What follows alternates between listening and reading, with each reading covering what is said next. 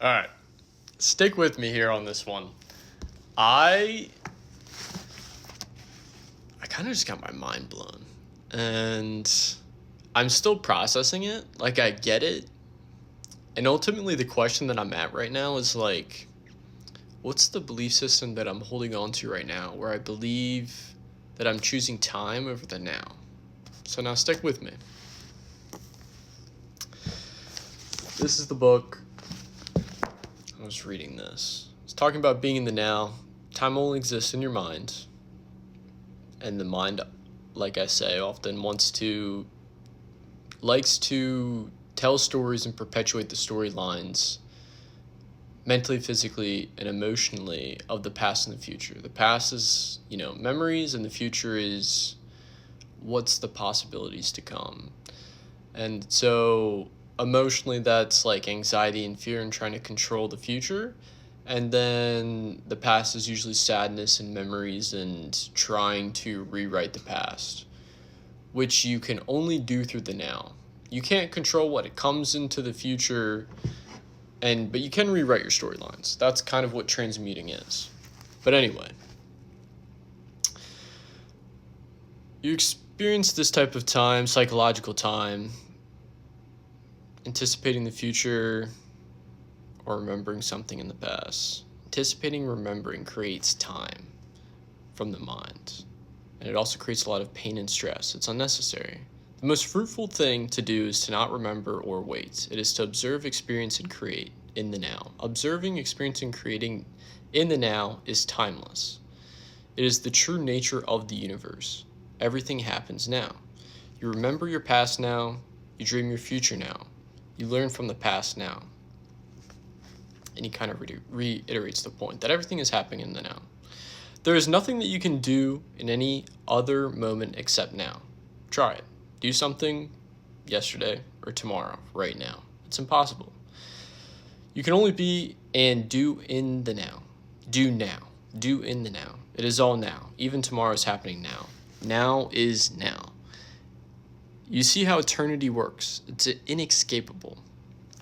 I had a thought about what are different expressions of eternity.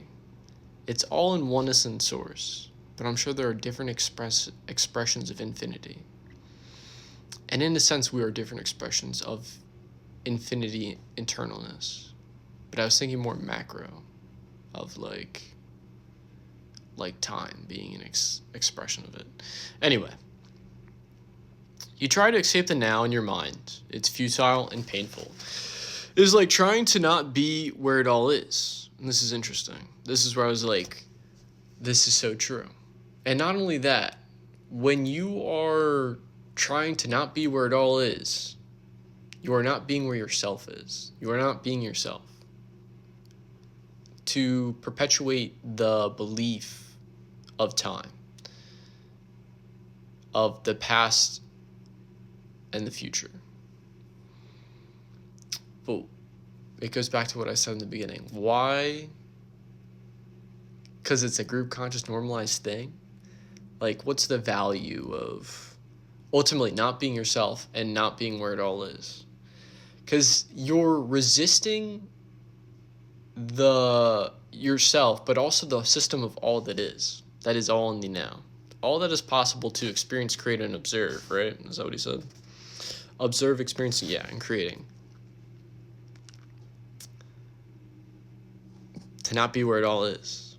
And you realize that you've been trying to escape eternity, but also the now, the whole system of source, and all that is, all the ways that you receive as well, allowing and creating, doing. So then he talks about not to the teachings of, ascended masters, and he talks about Buddha and Jesus, not to worry about the future. Taught us to be still, to be present, to be aware, to enjoy the now, to live one moment at a time, and to be conscious. And then he refers to an example of sleep, of like, you go to sleep and you get 8 hours of sleep, but it feels like you didn't get 8 hours of sleep. Or you didn't spend 8 hours of sleeping. and then he talks about when you sleep, your mind and your soul are this at the same place together, and that place is now, always. And then I was like, resisting the now, resisting the same. In a sense, you're resisting timelessness, the now. You're resisting self. And when you sleep, you're recharging with self. Because you're creating the experience of all these negative beliefs, which is ultimately you resisting yourself. But it's just so interesting because the belief of time is the belief of Earth's group consciousness of time is ultimately you resisting yourself and all that is and source and the now, which is all in that.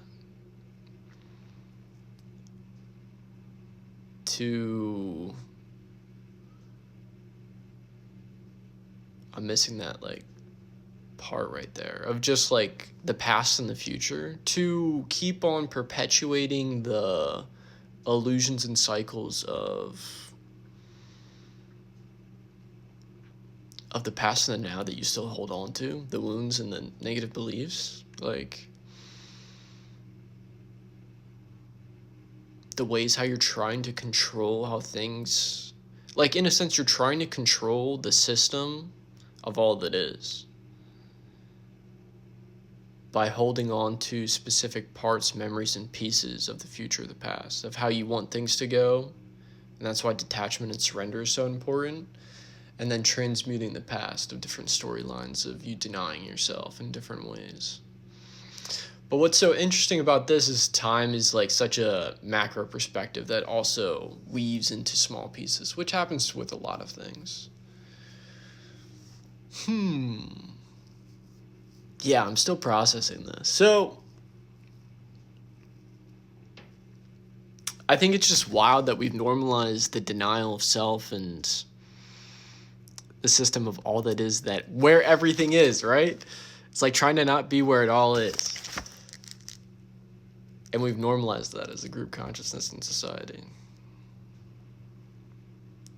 Interesting.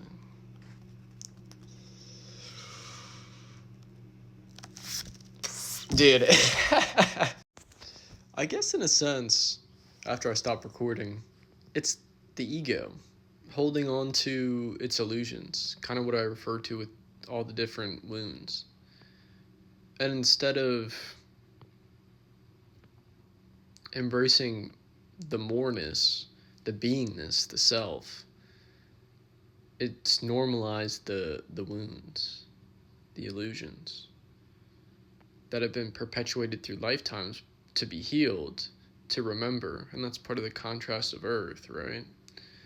The experience of Earth. I still feel like there's more to it. I think it's just so unconsciously, subconsciously normalized in society that it's like, it's such one of those deep layer things that when you unearth it, you're like, whoa, this just affects everything that I just thought about or that I am.